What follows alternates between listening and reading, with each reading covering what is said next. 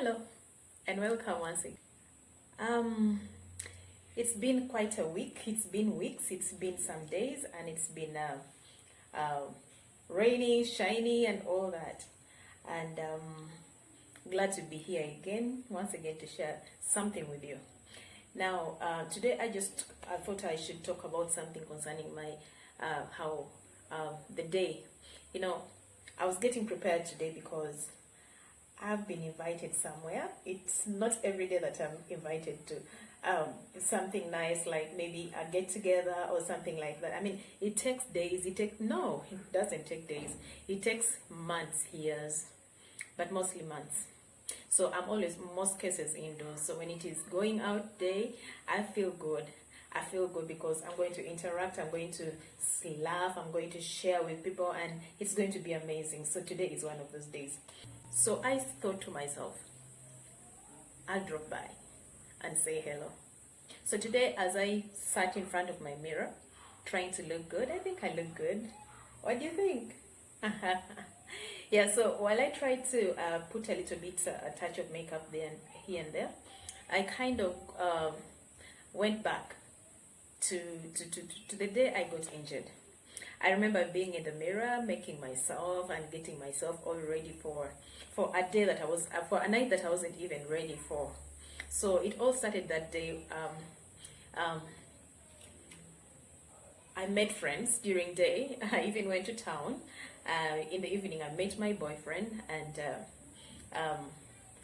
we went out. We ate some pork and all that, and then I remember telling him, I don't want to go out.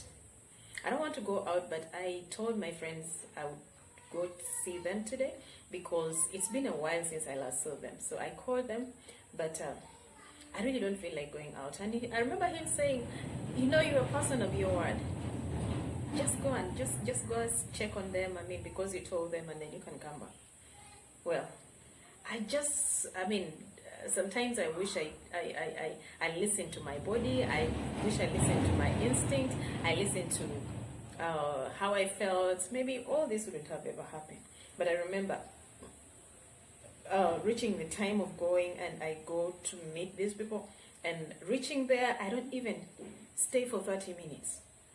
I remember just stepping there, and I'm like, I just want to go and sleep. And they're like, why did you come? I also didn't know why I went, because it wasn't like it was life and death that I had to go there. But anyway, there is a saying in Luganda that akana afat kauli ya ng'ombe. So that was me at the time. So I remember getting out, and I find this first border, and it tells me, you're going to Nakulabia? Okay, 5,000 shillings. And I had money, but I was like, no, 5,000. I want value for my money. So I go down and find some guy who is heading to the same direction, and he's like 3,000. I'm like, let's go. I sit and bury my head behind it, on his back. I bury my head on his back, trying to hide, of course, from the cold. So while he rides, suddenly I hear this weird sound. Of course, you can hear a sound of vehicles, but this sound was weird because it sounded like something that was in such a rush. On looking back, I never even had the time to look back to tell the border guy that we are in trouble. As soon as I turned like this, the guy had already knocked us. And even if I had let the border guy know, we were at the place where you could not go anywhere, because the place around Wandegea had those I don't know what to call them, those elevated stuff where I don't know where they planted flowers. I don't know what to call them, but they were elevated somewhere around the police station. So there's no place we would go. I mean, there was no time to think. We just found ourselves, and we were down. I don't know how long, because I think I first lost consciousness for a while, because I remember getting back to my senses, and somebody saying, ono yafude. I mean, in English, it's like, this one is dead. but I knew I was not dead. But then I want to get up and I can't. I wondered what was happening. I feel I'm okay, but I can't get up. And then my hands are moving around. I think because my body at that time was completely in shock and it's paralyzed. So I touch my body, but I don't feel it. It's like I'm touching the maram all over.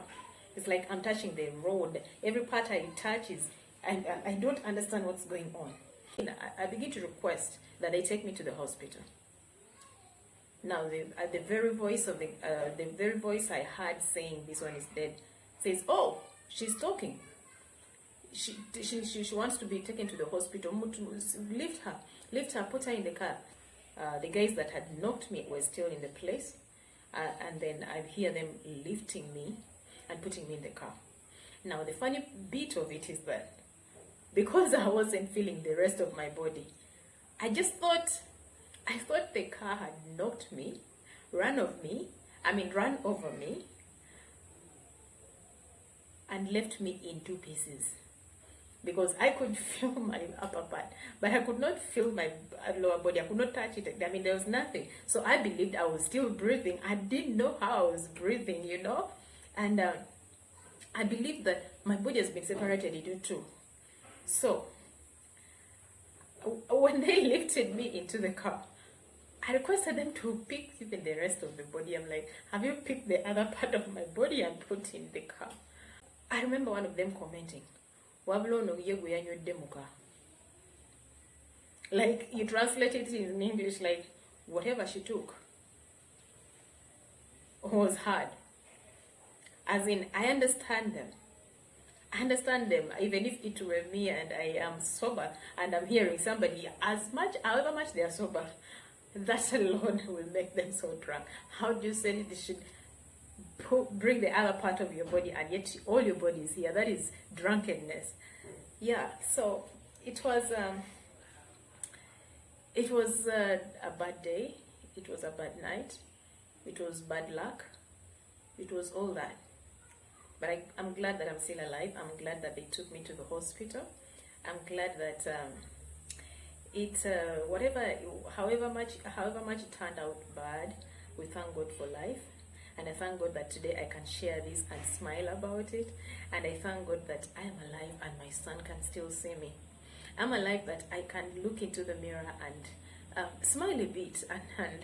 And I mean, I thank God for the far He has brought me. It's not an easy road. It's not an easy walk. Most people don't. I mean, most people can't take it. They're like, I mean, if you had your life ahead of you, like I did, I'm in campus, I'm enjoying myself, I am looking forward to life. I mean, I come from a very humble background, but I knew I come from a very humble background, very, very, very poor, and my hope was in me, what I could do to change where I came from. I had hopes. There's nothing that had ever put me down. Nothing had ever put me down because I was so hopeful. I was enterprising. I was that kind of person who had things moving. I had things moving. I had so many dreams for my son. But I still believe